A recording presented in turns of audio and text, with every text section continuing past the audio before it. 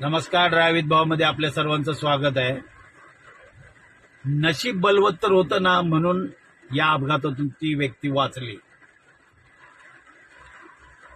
कारण काही असो, समोरून कार आल्यामुळे ना बसवाल्याला त्याला असं वाटलं की आपली गाडी पास होणार नाही. कारण लेफ्टला पण गाडी पार्क केलेली आहे, राईटला सुद्धा गाडी पार्क केलेली आहे आणि हा माणूस तिथेच उभा होता. पण हा प्रत्येकाला एक बोलतात ना, एक सबक आहे की या व्हिडिओमधून आपण काहीतरी शिकलं पाहिजे.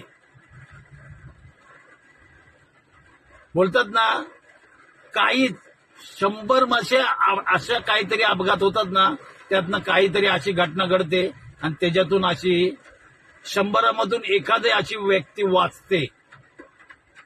खरंच याचं नशीब बलवत्तर होतं, त्यामुळे या अपघातातून हा वाचला. पण अशा घटनेमधून प्रत्येकाला कुणाला हा चान्स मिळत नाही. तुम्हाला काय वाटतं या व्हिडिओबद्दल नक्की कमेंटमध्ये सांगा.